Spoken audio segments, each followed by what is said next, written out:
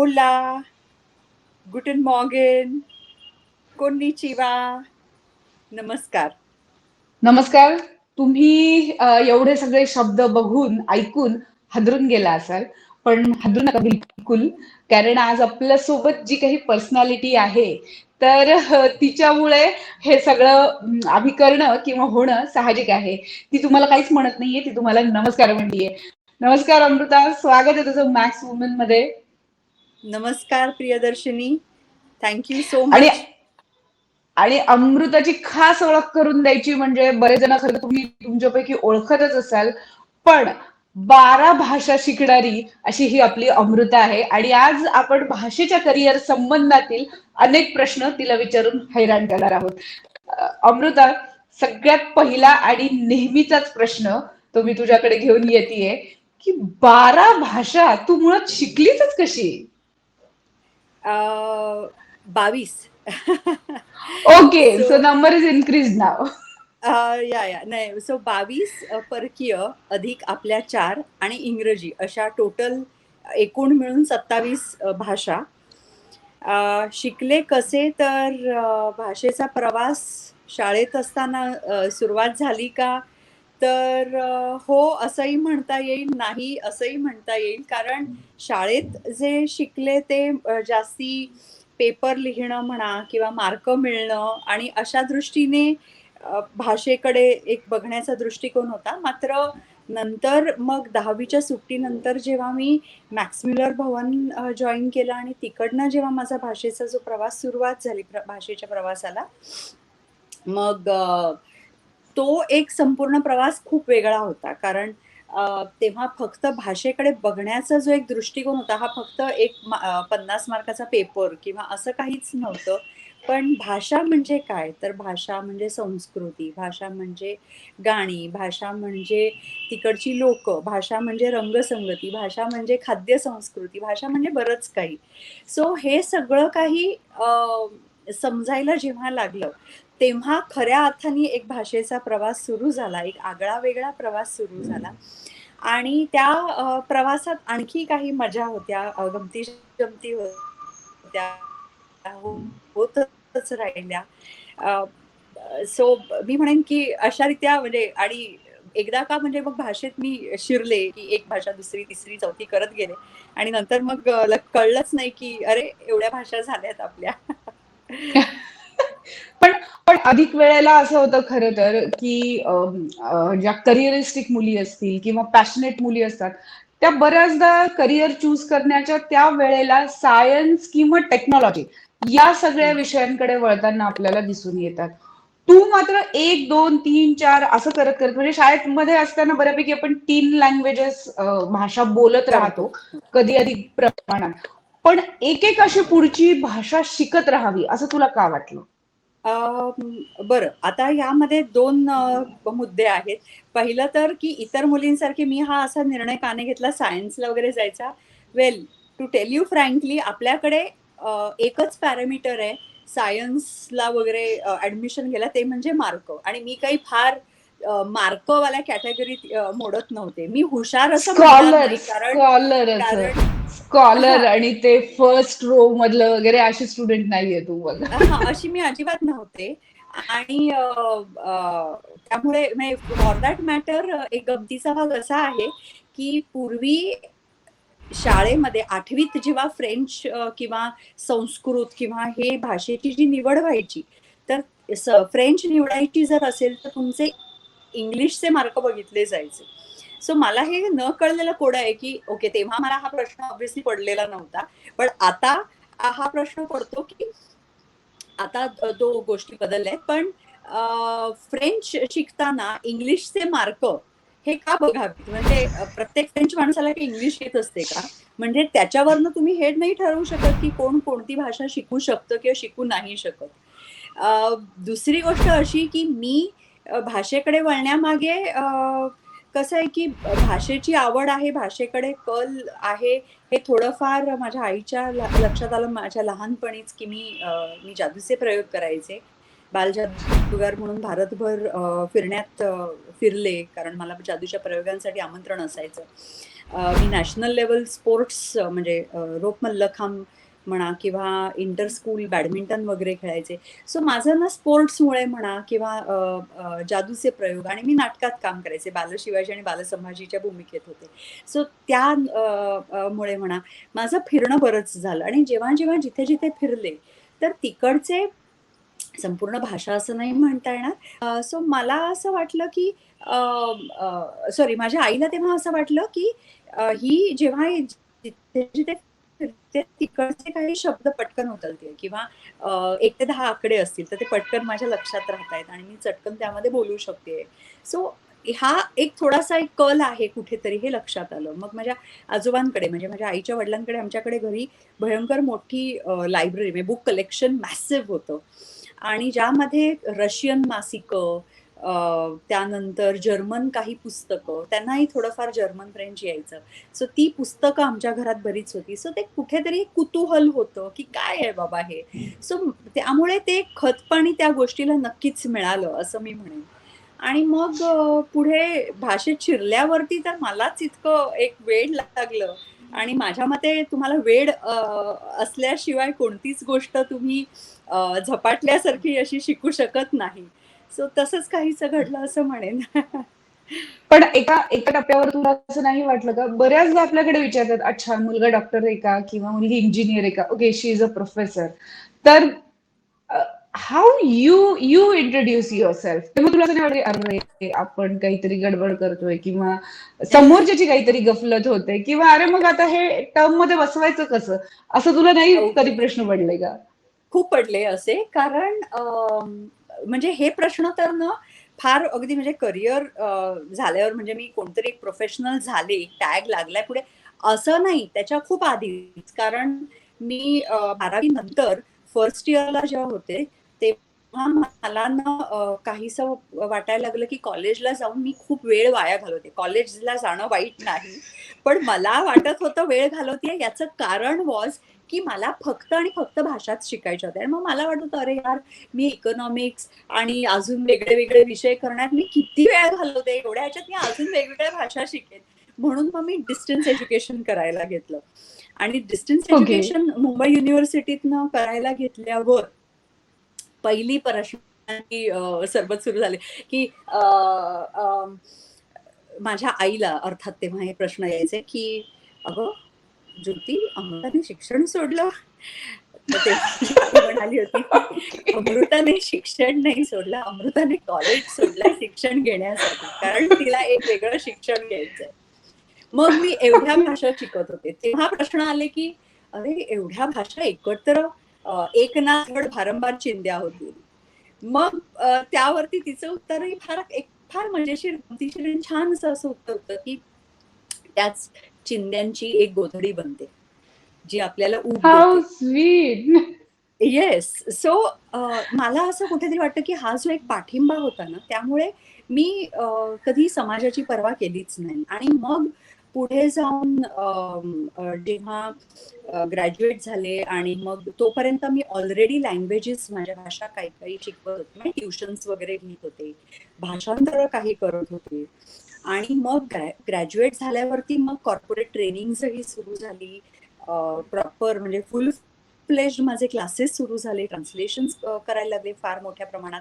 तर हे सगळं कामं करत असताना अर्थातच बऱ्याच जणांना असा प्रश्न पडायचा की म्हणजे काय घेते, वाटतं भाषेचे वर्गच घेते ना, म्हणजे एवढं केलं कशाला, म्हणजे काय क्लासेसच घेते, ट्युशन्सच घेते ना. पण भाषा ही किती खूप वेगळी आहे, आणि भाषा आपल्याला अक्षरशः एक नवा जन्म देते, एक नवी नवी म्हणजे भाषा जेव्हा शिकता तुम्ही, एक नवीन जीवनशैली शिकता, एक जीवनशैली जगायला लागता. हे लोकांच्या लक्षात तेव्हा येत नव्हतं. पण हळू-हळू जेव्हा मी सुद्धा माझ्या काही टॉक्समधनं, इंटरव्ह्यूजमधनं लोकांपर्यंत ह्याचा अवेअरनेस वाढवायला लागले, की असं नाहीये मी फक्त कॉर्पोरेट ट्रेनिंग देतेय. पण मी कॉर्पोरेट ट्रेनिंग कॉर्पोरेट्ससाठी ट्रान्सलेशन करते. त्यामध्ये कधी-कधी लीगल असतं, काही मेडिकल ट्रान्सक्रिप्ट्स असतात, तर काही कार्टून फिल्म्स आहेत, ज्या मी भाषांतरित केल्या आहेत. सो इतकं वैविध्यपूर्ण प्रोफेशन मिळणं म्हणजे मी स्वतःला भाग्यशालीच समजेन, की म्हणजे माझ्यासाठी दररोज काहीतरी नवीन, की दररोज एक चॅलेंज, तसंच दररोज एक नवी सुंदर की अरे वा, आज मी काय ट्रान्सलेट करणार आहे, किंवा आज मी कोणती भाषा शिकवणार आहे. आणि शिकवताना समजा कुठल्या तरी स्टुडंटनी काहीतरी वेगळाच प्रश्न विचारला, किंवा मॅडम टीचर या वर्डला या भाषेत काय म्हणतात, आणि आपल्याला ते आठवलं नाही, असं होतं बरं का. आणि आणि which is very much natural, कारण हा ह्युमन ब्रेन आहे, कम्प्युटर ब्रेन नाहीये. त्यामुळे हे it is very much natural की तुम्हाला एखादा शब्द पटकन आठवत नाही, आणि एवढ्या भाषा असल्यावरती तर नक्कीच कन्फ्युजन होतं, कारण नेमकं ऐन वेळेला जपानी शब्द आठवायला जावं आणि तुम्हाला जर्मन शब्द आठवायला लागतात, असंही काहीसं होतं कधी कधी. आणि ह्यातच ही सगळी गंमत जम्मत आहे दडलेली. पण मला इतर देशातलं साहित्य वाचता आलं. त्या देशांमध्ये नंतर मी जशी जायला लागले, आधी एक स्टुडंट म्हणून, मग एक टीचर म्हणून, मग माझ्या स्टुडंट्सना घेऊन, मग नुसतंच एक ट्रॅव्हलर म्हणून, आणि नंतर एक आई म्हणून, बायको आणि आई म्हणून. असे असे वेगवेगळ्या माझ्या आयुष्यातल्या टप्प्यावरती मी जेव्हा जेव्हा प्रवास केला, तेव्हा तेव्हा मला कुठेतरी वाटतं की भाषा येत असल्या कारणाने मी त्या लोकांच्या कुठेतरी एक जवळ पोहोचू शकले. नुसतंच त्यांच्याशी गप्पा मारता येत आहेत म्हणून नाही, हं, की खूप अस्खलित बोलता येते, की खूप शुद्ध बोलतेय, असं नाही. पण तुम्हाला ती जेव्हा भाषा समजते ना, आणि जेव्हा तुम्ही त्यांची संस्कृती समजून घेता, तेव्हा कुठेतरी एक नैसर्गिकरित्या तुमच्या मनामध्ये प्रत्येक संस्कृतीसाठी, प्रत्येक माणसासाठी एक आदर खूप वाढतो, आणि तो आदर त्यांनाही जाणवतो. त्यांच्याही लक्षात येतं. बारीक-बारीक, छोट्या-छोट्या गोष्टी असतात, ज्याची तुम्ही काळजी घेता. तुम्ही खूप इमोशनल, म्हणजे सेन्सिटिव्हली ह्या गोष्टी, प्रत्येक गोष्टीचा विचार करता, की उदाहरणार्थ तुम्हाला भले म्हणजे आता मी स्वतः प्रचंड तिखट जेवणारी आहे आणि मला मिरचीशिवाय जेवण जात नाही. पण याचा अर्थ असा नाही, की मी परकीय देशात आहे कुठेतरी आणि एखादी त्यांची डिश खाते जी अतिशय ब्लँड आहे, म्हणून मी नाका मुरडेन किंवा म्हणेन, "अरे जरा थोडंसं लाल मिरची घाला की" वगैरे. आणि काही-काही लोकं खूप आदराने, खूप असं ह्यानी म्हणतात की व्हॉट यू कॉल, की "अरे नाही, मी तर I miss my thepla so much" किंवा "I miss my red chilli so much" की मी बाहेर गेले तरी मी तिकडे मिरची मागूनच जेवते. मग ह्यामध्ये मोठेपणा नाहीये. मोठेपणा आहे की तुम्ही त्यांचं जेवण तितक्याच कौतुकाने, तितकंच त्यांना मान देऊन जेवणं. मोठेपणा आणि आपलेपणा, किंवा एक एकमेकांशी मैत्रीत्वाचं नातं, मित्रत्वाचं नातं निर्माण करणं आणि मैत्री तयार करणं, जर तुम्हाला हवं असेल, तर त्यांच्या कल्चरशी विषयी बोलताना किंवा त्यांच्या खाद्यसंस्कृतीविषयी बोलताना प्रत्येक ठिकाणी आपल्या खाद्यसंस्कृतीचा मोठेपणा दाखवण्याचीच गरज नसते. हां, साम्य असतं. आणि मग यू कॅन ऑल्वेज शेअर की अरे तुमचे टॉर्टिया आहेत, तसेच आमच्याकडेही वेगवेगळे रोटी, पराठा किंवा ठेपला असतो, वगैरे, वगैरे. पण त्याच्यामध्ये हे साम्य शोधा. शब्दांमध्ये, भाषेमध्ये, कल्चरमध्ये, खाद्यसंस्कृतीत, म्युझिकमध्ये, गाण्यांमध्ये हे हे साम्य शोधा. आणि यामधनं आपलं स्वतःचं जे नॉलेज आहे, हेही खूप वाढताना तुमच्या लक्षात येईल, की यू आर ग्रोइंग. आणि I would say every single day Priyadarshini I am growing. Every single day I am learning something new thanks to my languages. How sweet. तू इतकं छान बोलतीये अमृता, पण हे सगळं एका स्वप्नासारखं वाटतं. म्हणजे खूपदा असं होतं की 12वी पास झाल्यानंतर अरे तुला ऍडमिशन कुठे घ्यायची आहे, किंवा आता तुला काय व्हायचंय, अशा प्रश्नांनी अनेक वेळेला भंडावून सोडलं जातं. पालकांना नाही, मुलांनाही सोडलं जातं. आणि आय एम डॅम शुअर की तुझ्या बाबतीत जरी आई खंबीर असेल, तरी एका क्षणाला आईला नक्की वाटलं पण असेल की अरे ही पोरगी नक्की करणार काय. म्हणजे पालक म्हणून ती ती जी हे असते की नाही नाही, माझ्या मुलांनी किंवा मुलीनी सेटल व्हावं, हा किमान 2 वेळचं जेवण त्याचं त्यांनी स्वतः कमवावं. तिच्या मनात कदाचित हा प्रश्न या कारणामुळे आला नसावा. कारण मी खूप लहान वयात, म्हणजे 12वी नंतर मी ऑलरेडी ट्युशन्स तर घेतच होते, आणि तिला माझ्यावर प्रचंड विश्वास होता. दुसरी गोष्ट, she was not the nagging types, की तू आता काय करणार, कसं काय, वगैरे, वगैरे. सो तुला हे करायचंय, तुला ही आवड आहे, आणि आम्ही दोघींनी म्युच्युअलीच हे ठरवलं होतं, की हे आपण हा करियर पाथ निवडायचा म्हणून. आणि त्यामुळे ती सुरुवात झाली होती. आणि yes, we had But how you decided. how आणि you आम्ही no no no, but how you decided की येस मला लँग्वेजेस मध्येच आता मला असं कुठल्या टप्प्याला झालं 12वी नंतर तू हे डिसाईड केलं की नाही नाही, मी आता लँग्वेजेस मध्येच जे ओके. काही आमच्या करेन ते. घरामध्ये काही गोष्टी घडत होत्या. कसं आहे की my mother didn't have like a really good marriage, but she single handedly raised me. तर तिला एक एकटी स्त्री म्हणून जेव्हा ती मला वाढवत होती, तेव्हा बऱ्याच काही गोष्टी घडायच्या आणि समाजात तितकंसं चांगली वागणूक मिळत नव्हती. तर मला बऱ्याचदा आमंत्रण बऱ्याच ठिकाणी नसायचं आणि असं होत असताना एकदा आम्ही दोघी बसलो होतो चहा पीत आणि म्हणजे मला एक बर्थडे पार्टीला म्हणजे सगळ्यांना बोलवलेलं असताना मला एकटीला बोलवलं नव्हतं आणि असं बरेचसे प्रसंग घडायचे. पण तेव्हा कदाचित मी थोडंसं मला अधिक समजायला लागलेलं 7वी-8वीतलं वय होतं आणि मग तेव्हा असं झालं की मला की नाही असं काहीतरी करायचंय मोठं झाल्यावर की जेणेकरून मी जगातल्या प्रत्येक माणसाशी बोलू शकेन आणि प्रत्येक माणसं म्हणजे जगातल्या कुठेही, जगाच्या पाठीवर कुठेही फ्रेंडशिप करू शकेन, फ्रेंड्स मिळवू शकेन. आणि तेव्हा मग मला आई म्हणाली, "मग तू जगातल्या सगळ्या भाषा शिक." आणि आय वाज लाइक, "हां, चल ठरलं आपलं." असं काहीसं घडलं आणि एका चहा वरती ते ठरलं आणि वी वर लाइक की ओके. पण त्यानंतर लगेचच काही प्रवास इतका सोपा नव्हता. कारण नंतर मग मगाशी म्हटल्याप्रमाणे, की 8वी मधलं जे मग शाळेमध्ये जे फ्रेंच घेतलं गेलं, ते निव्वळ मार्कांपुरतं. बरं, मी त्यात काही फार हुशार अशा कॅटेगरीत मोडणारी नव्हती. हुशार म्हणजे मी अशासाठी म्हणेन, की आपल्याकडे जनरली म्हणतात, की ज्याला मार्क मिळतात तो हुशार आणि ज्याला मार्क नाही मिळत तो ढ. हा. आणि तशा कॅटेगरीत असेल तर मी नक्कीच 100% ढ होते. कारण मला मार्क तसे काही मिळायचे नाहीत, जसे पहिल्या रँकर्सना वगैरे असे मिळतात, टॉपर्सना मिळतात तसे.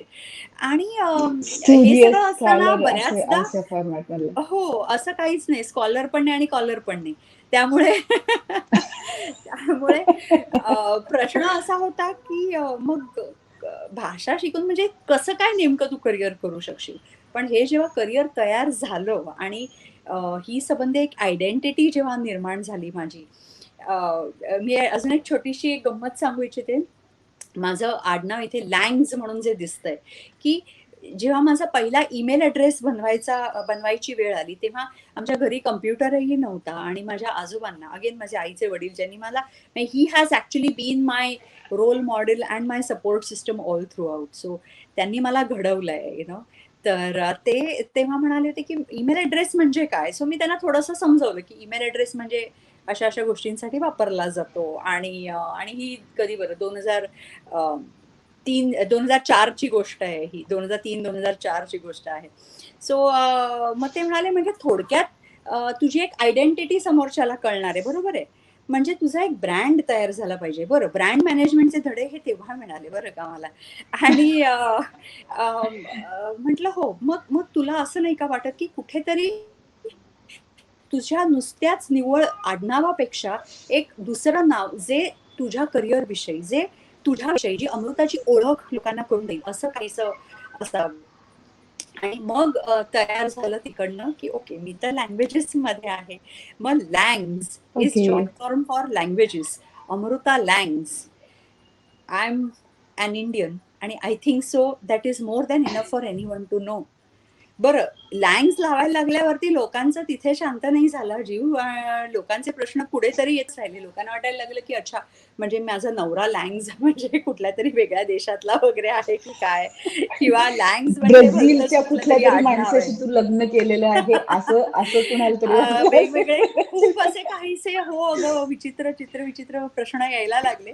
पण हळू लोकांच्या लक्षात आलं, की नाही लँग्ज इज लँग्वेजेस आणि आणि दॅट इज दुसरं व्हॉट शी एक पण इज. असतं ना, आणि दुसरं एक पण असतं की आपल्याकडे आडनाव म्हणजे अच्छा कुलकर्णी का, ओके पाटील का, म्हणजे एकदम ते हां. लगेच कॅटेगराईज करणं किंवा समूह हो, तयार करणं. हो. त्याच्यात तुझा समूह असा की तू कुठल्याच समूहात होतच नाही. बसणार नाही. आणि आणि गमतीचा भाग असा, की Facebookवरती मी एकमेव जगातली अमृता लँग्ज आहे. तर तू शोधायला पण लवकर अगदी सापडू सोपं आहे. शकतेस. हो. पण पण त्या अनुषंगानं तू खूप लवकर सापडू शकतेस. मला असं वाटतं की येस. उलट ज्या लोकांनी तुला बर्थडेला बोलवलं नाही, आपण त्यांचं थँक्स मानायला पाहिजे की त्याच जर ठरलेल्या चौकटीत तू आज असती, तर कदाचित तुला तुझे हे मार्ग मिळाले असते की नसते हाही एक प्रश्न आहे. इतकं खरंय. पुढे जाऊन छान पद्धतीनं आईशी संवाद असणं आणि त्यातून आपला मार्ग ठरवणं, मला असं वाटतं ते अनेक जनरेशन्सला पण जमत नाही. बऱ्याचदा पालकांना असं होतं की आपल्या हो. मुलांशी कसं बोलायचं हेही कळत नाही. आपला ताण जो आहे म्हणजे जेव्हा बर्थडे पार्टीला तुला बोलवलं जात नसेल किंवा हम्म. एकदम सोसायटीच्या बाहेर फेकलेपणा जो आहे तो कदाचित तुझ्यापेक्षाही लहान मनाला जाणवण्यापेक्षा तुझ्या आईला तो जास्त जाणवला असेल कदाचित. खरंय. पण खरंय. त्याच्यातनं पण पॅनिक न होऊ देता, तो त्रास जाणवू न देता, बरं याच्यापेक्षा तो त्रास आहे हे पण एक्सेप्ट करणं आपल्या मुलाला लावणं, मला असं वाटतं ते पण एक खूप खूप मोठी गोष्ट आहे. खूप मोठी आणि गोष्ट यात आहे. आणि प्रियदर्शिनी, यामध्ये कधीही माझ्यावरती या गोष्टीचा नेगेटिव्ह इफेक्ट नाही होऊ दिला. म्हणजे कसं आहे की यामधनं रिबेलियस पॉझिटिव्हली होणं एक गोष्ट आहे, नाहीतर तुम्ही नेगेटिव्हली पण रिबेलियस होऊ शकता, की समाजाचा कम्प्लीट द्वेष करणं असं कधीच नाही होऊ दिलं तिने, माझ्या मनामध्ये येऊ दिलं. इनफॅक्ट पॉझिटिव्हलीच प्रत्येक घडणाऱ्या गोष्टीकडे, घडणाऱ्या घटनेकडे बघणं, हा एक जो दृष्टिकोन आहे जो तिच्याकडनं मला मिळाला. आणि मगाशी तू जे म्हणालीस ना की पालक कायम एरवी फोर्स करतात किंवा हे जे असतं ना, त्याच मध्ये अजून एक पुढचा टप्पा असा आहे आमच्या आयुष्यातला की मी आणि माझ्या नवऱ्याने निर्णय घेतलेला आहे, आम्ही आमच्या मुलाला होमस्कूल करतो. तो कोणत्याही शाळेत जात नाही. याचा अर्थ शाळा वाईट नसतात, पण आम्हाला आमच्या मुलाला काही वेगळ्या पद्धतीने घडवायचं आहे. हा जेव्हा निर्णय घेतला तेव्हा आम्ही होमस्कूल करण्याचा निर्णय घेतला. परत इकडे असंच आहे की माझ्या मुलाच्या मनात कुठेही अशी भावना नाहीये की शाळा वाईट असतात. There is no negativity in that learning process. हा मार्ग आपण निवडलाय कारण आपल्याला काहीसं वेगळं करायचंय. कारण बरं, वेगळं म्हणजे परत की मी मार्कांमध्ये उच्चांक गाठणार आहे का, हे ध्येयच नाहीये मुळी. ते असेल, मिळाले तर अजून छान, वाह! पण अ, हे ध्येय नाहीये. ध्येय असं आहे की काहीतरी वेगळं करायचंय. काहीतरी असं करायचंय जे मला खूप आवडेल आणि ज्याचं मला अक्षरशः इतकं वेड लागेल की मी पॅशनेटली झपाटल्यासारखं ती गोष्ट करू शकेन. आणि ती गोष्ट करत असताना मला कंटाळा, थकवा जाणवणार नाही. असं काहीसं निर्णय, असं काहीसं ठरवेन. आणि मी पालकांना हेच सांगू इच्छिते कायम, की तुम्ही कधीही मुलांना डेफिनेटली दिशा दाखवावी.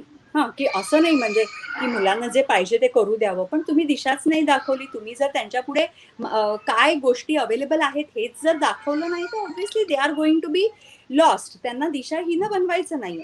तुम्ही त्यांना दिशा दाखवा. त्यांना सांगा, दाखवा, की काय-काय दालनं आहेत पुढे, काय-काय तुम्ही करू शकता. आज खूप आहेत, आज खूप गोष्टी आहेत आणि today everything is accessible through internet, right?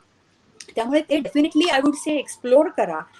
आणि मात्र पुढे त्यांना काय करायचं आहे, याचा निर्णय घ्यायचं, हे डिसिजन मेकिंग जे फायनल, हे त्यांच्यावरती थोडंसं सोपवा. मात्र त्यांना डिसिजन मेकिंग राइट त्यांचं व्हावं, त्यासाठी त्यांना सक्षम बनवा.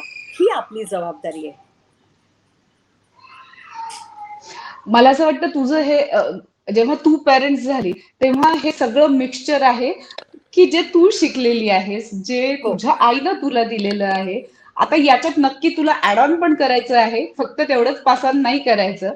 तर ते सगळं तू पालक झाल्यानंतर म्हणजे जेव्हा तुझ्या मुलाशी तू बोलतीयेस किंवा तुझ्या मुलाबद्दल जेव्हा तू बोलतीये तेव्हा ते सगळं खूप व्यवस्थितरित्या याच्यामध्ये जाणवत आहे. मी थोडस पुन्हा एकदा आपल्या मेन सब्जेक्टकडे येते आणि तो म्हणजे की जेव्हा अ, मुलींना, खास करून मुलींना जेव्हा करिअर निवडायची वेळ येते तेव्हा त्यांना संगीत असेल, डान्स असेल किंवा भाषा असेल याचे पर्याय सुचवले जातात. कारण बऱ्याचदा असं समजलं की अच्छा ठीक आहे, मुलगी आहे ना तर हे तुझ्यासाठी सुटेबल आहे. Science is not your cup of T किंवा टेक्निकल कडे शक्यतो तू जाऊ नको, काय करणार तिथे जाऊन, असं बऱ्याचदा सुचवलं जातं.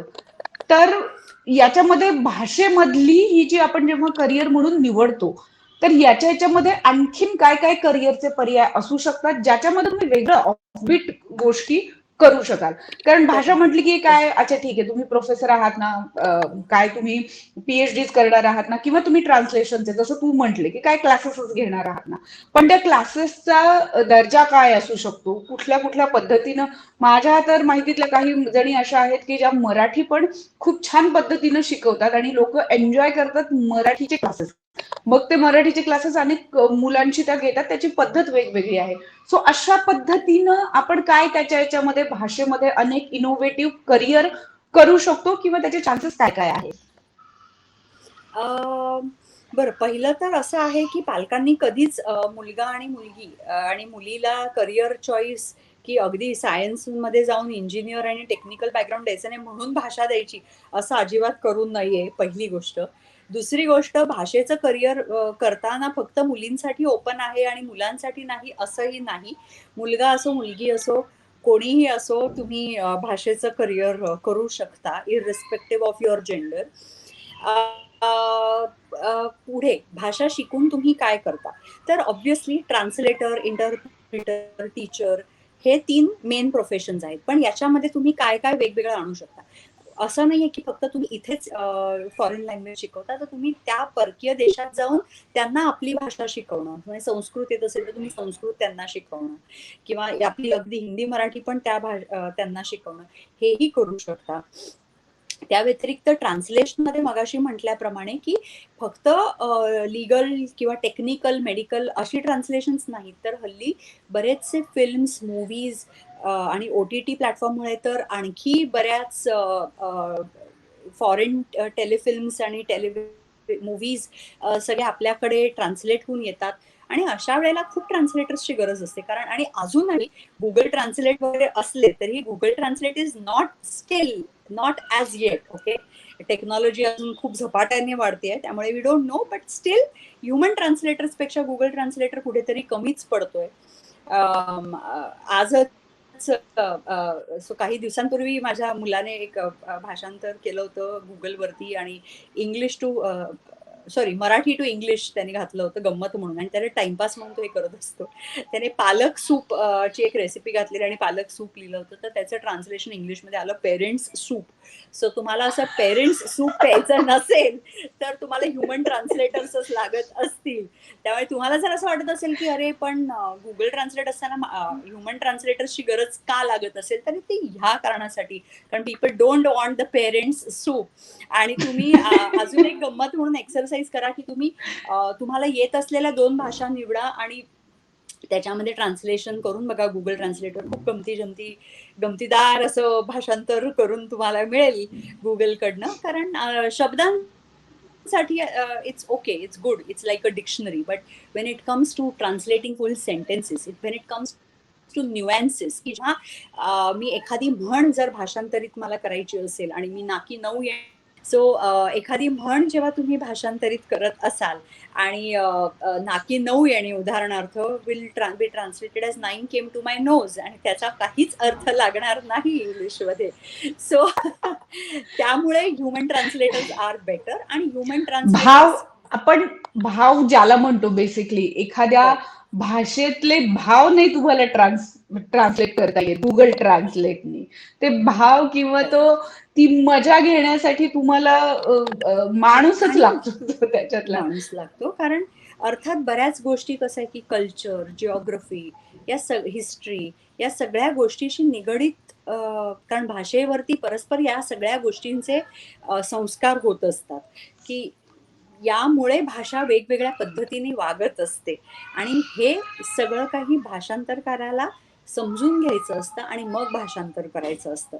त्यामुळे अर्थातच अजूनही ह्युमन ट्रान्सलेटर्सला आहे डिमांड. आणि जितकं जितकं जग जवळ येत आहे आणि जितकं बिझनेसेस, आज वर्ल्ड बिझनेसेस, ग्लोबल बिझनेसेस आहेत आणि लोक एक्सपॅन्ड होत आहेत, एक्सप्लोर होत आहेत. जरी आता मध्ये काही कोविड काळामध्ये लोक घरातनं काम करत होती, तरी आज आपल्या लक्षात आलं असेल की इंटरनेटमुळे तुम्ही जगाच्या पाठीवर कुठेही बोलू शकता आणि तुम्ही जगाच्या जवळ असता, लांब असलात तरीही. आणि हे सगळं असताना तर तुम्हाला तुमच्याकडे 1-2 भाषा असणं, it's like a tool, it's शस्त्र आहे एक. आणि मुलींसाठी काय, मुलांसाठी काय, कोणासाठीही भाषा येणं, शिकणं हे फक्त करिअर म्हणून नाहीच. त्या व्यतिरिक्तही beyond that it is helpful, it is resourceful, it brings joy in your life. So त्यामुळे भाषा शिकावी, irrespective of gender, age, anything. खूप मस्त. मला असं वाटतं की हे सगळं ऐकल्यानंतर दोन गोष्टीत आपल्याला नक्की सांगता येतील की आपल्याला मुळात काय आवडू शकेल आणि आपल्याला काय आपण करण्यामध्ये आपण थकवा न जाणवता उलट आपल्याला एनर्जी जाणवेल असं क्रिया क्षेत्र जे जे निवडू शकाल त्याच्यातलं एखादं भाषा जरी असलं तरी चालण्यासारखं आहे. त्यामुळे भाषा जर तुम्हाला आवडत असेल तर तुमच्यासाठी अनेक रस्ते ही नक्कीच वाट बघतायत असंही म्हणता येईल. मळलेले रस्ते सगळेच निवडतात, अशा ऑफबीट वाटा ज्या आहेत त्या निवडण्याचं मला असं वाटतं धारिष्ट्य जे आहे ते अतिशय कमी लोकांमध्ये असतं आणि त्याच्यातली अमृता एक आहे. भलेही तू किती आम्हाला परिस्थिती आणि या सगळ्या गोष्टींबद्दल सांगितलेलं असलं तरी मला असं वाटतं की इतक्या सगळ्या देशांमध्ये जाणं, त्याची संस्कृती जाणून घेण्याची काय म्हणतात एक जिस्ट असणं, उत्साह असणं, तो ती मनापासून आवड तयार होणं आणि तेही जेव्हा सगळ्यांनी आजूबाजूच्यांनी आपल्याला नाकारलंय, झिडकारलंय, त्याचं दुःख कुठेही तू मनामध्ये ठेवलेलं नाहीस. हे मला असं वाटतं की या सगळ्या करिअर मागचं जे काही परिपाक जो असेल तो हा आहे आणि हे इतकं जितकं इझिली तू सांगतेय आय एम डॅम शुअर की ते इतकं इझी नाहीये, माझ्यासाठी एक्सेप्ट करणं पण नाहीये आणि तू इतक्या सहजरित्या ते अंगीकारलं त्याबद्दल एकतर तुझं खूप खूप अभिनंदन. कारण अनेकदा खूपशी दुःख वाटायला आल्यानंतर बऱ्याचदा लोक खूप मनात एक कटुता धरतात आणि अर्थात ती फक्त त्यांच्या मनात राहत नाही तर त्यांच्या चालण्यात, वागण्यात, बोलण्यात अनेक अनेक ठिकाणी ती दिसून येतात. त्याच्यामुळे ते सगळं बाजूला सारून तू लँग्वेजेसला आपल्याच केलं तर याच्यामध्ये फक्त लँग्वेजेस नाही तर तू सगळ्या लोकांना आपलंसं केलेलं आहे, संस्कृतींना, वेगवेगळ्या देशातल्या संस्कृतींना थँक्यू. तू जवळ केलं आणि दिस इज द बिग टास्क जो अनेक लोकांना जमत नाही आणि तू तो केलास. त्याबद्दल तुझं खूप खूप अभिनंदन आणि भाषेबद्दल इतकी सगळी माहिती तू आम्हाला सांगितली त्याबद्दल खूप धन्यवाद. पुन्हा परत धन्यवाद. भेटूया. थँक्यू. Yes, thank you.